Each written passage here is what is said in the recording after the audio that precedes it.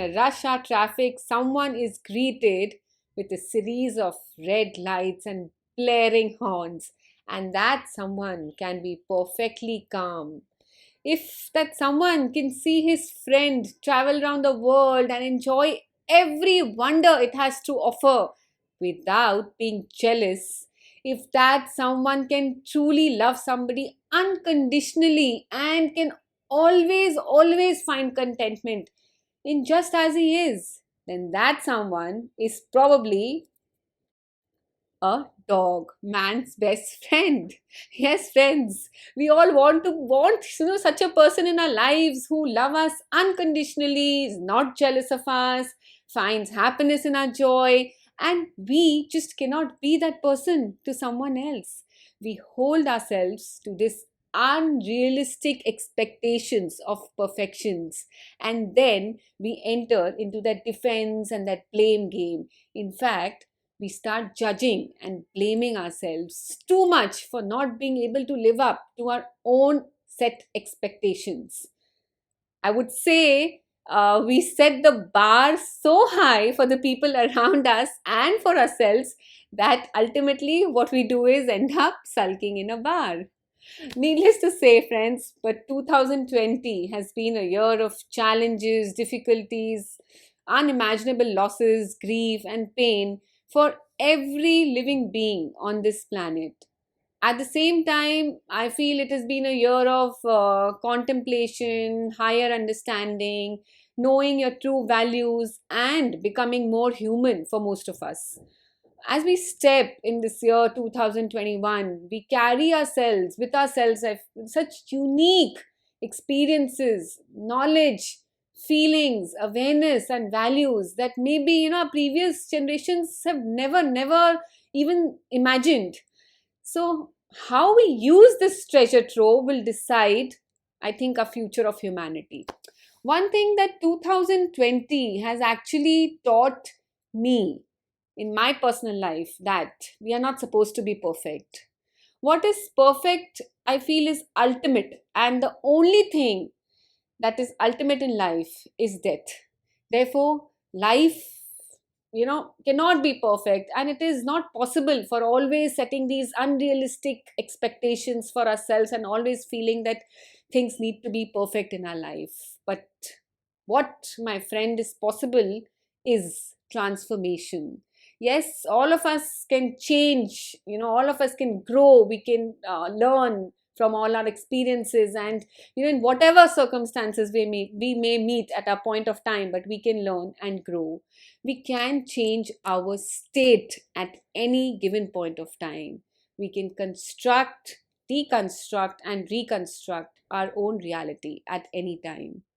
So, hi friends, I am Ritu Agarwal, a psychologist, a mindfulness and a holistic coach, and a die-hard optimistic who truly believes from every cell of my being that life is a beautiful gift and all of us deserves to be happy. I am committed to help you to live your highest potential and support you in building relationships with your own self as well as with other people. Uh, so what? Do you think I'm always optimistic, or I'm always like this? No. It's not that case. Actually, nothing. I think it's far away from the truth. I too have my own challenges and my own unstable journey, full of ups and downs. And but that's what the beauty of life is. We learn as we grow, and we grow as we learn. That is what I feel about life. Yeah. And remember, in fact, I want to just share a small story, which actually inspired me and which actually changed my life. There was a time I remember in my life when I was awfully critical about my own self because I wanted to be perfect.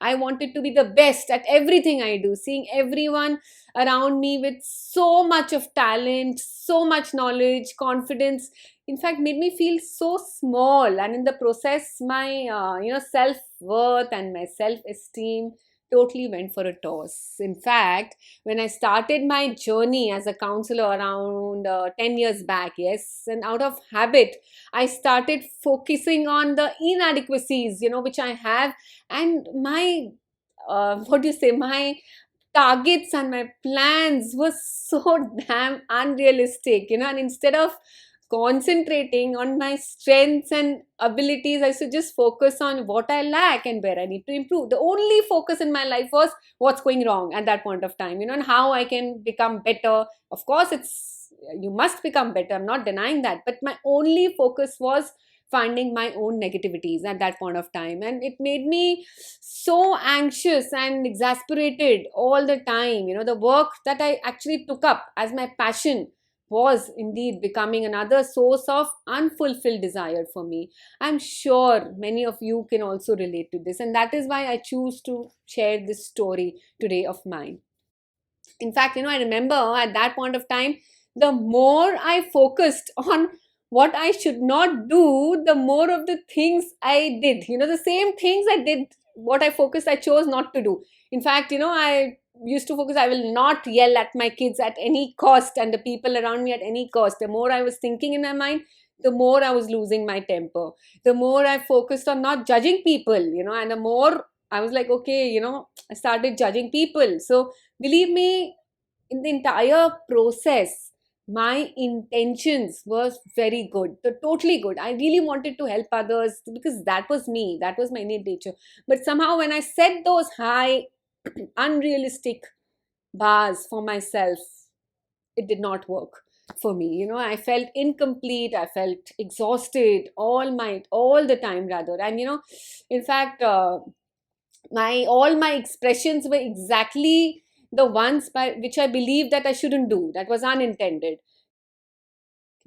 Friends, there had to be a way out of all this through which I can transform these set patterns and reach my garden of roses, daffodils, tulips. A small moment or a tiny incident can act as a catalyst that leads to a phoenix moment of transformation for you. This happened with me during a visit to one of my closest friends' house who knew about all the struggles which I was going through at that point of time and who has informally coached me. She took me to her kitchen and she started boiling water in three different bowls. I was like, what is she doing? She put some potatoes in one bowl.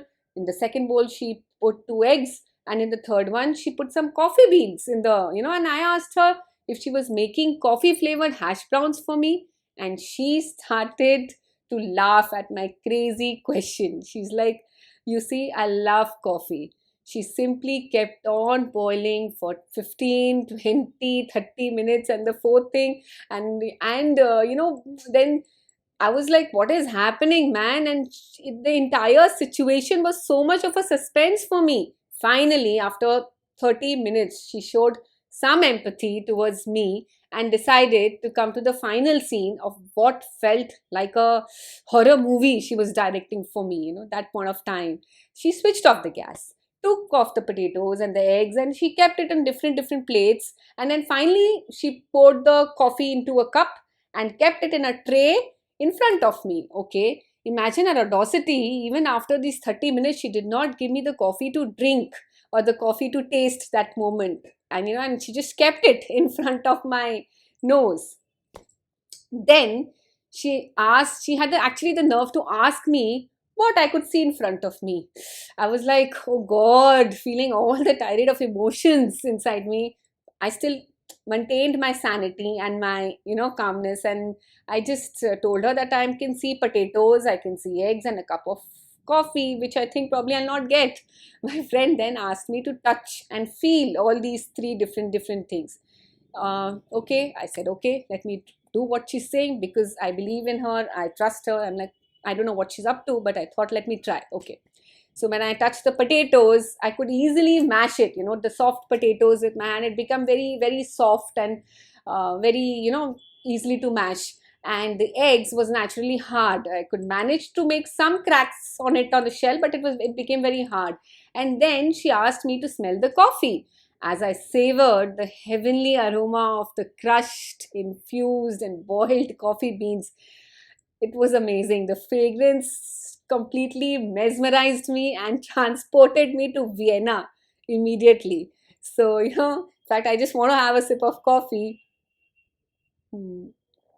So, but I was confused. I said, why is she, telling me all these things? My friend then explained to me that all these three items she had boiled went through the same situation in their lives, and all the three responded differently. The potato, which was extremely hard and strong before, became soft and mushy on boiling. The egg, which was weak and fragile, became really hard and dense after boiling. However, the coffee, on coming in contact with hot water, did not only transform itself but also changed the entire water and spread so much of fragrance around. All the drama that she did for almost 30 to 40 minutes that day revealed one of the life's greatest secrets for me. Friends, we may choose to become the potato who break down completely in coming in contact with any difficulty or a problem. We may choose to be like an egg and become hard and strong when confronted with difficulty. But there is also a third option where we can transform our every struggle that we face in our lives and spread the fragrance and joy in our own lives as well as in the environment around us. I choose to be that coffee. Even now, friends, I have my difficult moments and down days, but find me someone who doesn't. However, the transformation that I have created for myself is that now mostly you'll find me full of enthusiasm, high life, energy, high lot of energy inside me, and I'm wholeheartedly working towards spreading my message and changing lives. Am I more special or gifted than you? Absolutely not. I have just found myself, my true self. I am almost 40 years now, and I don't know if I assume I live till 80, maybe I die next moment, who knows? But I'm assuming that I live till 80 and I'm halfway home, halfway of my adventure of life. I am not willing to waste any more time, not even a minute now, and I'm even less willing to miss any opportunity to be kind, to be loving, and to genuinely help people who need help. I have decided to make my life full of transformation and growth and live each day, moment by moment, mindfully. So, friends, I leave you with five big questions which I ask myself daily, and I want you to ask yourself daily as well. The questions are: first, do I live fully? Second, do I love well? Third, do I learn to let go? Fourth, was I kind today? And the fifth, did I dream richly today? I hope that the answer you arrive at will help you live with more authenticity, passion, and joy. I just hope so. What a beautiful saying it is. The best time to plant a tree was 20 years ago, but the second best time is today. Thank you. Please do like, share, comment, and subscribe to my channel. Thank you so much.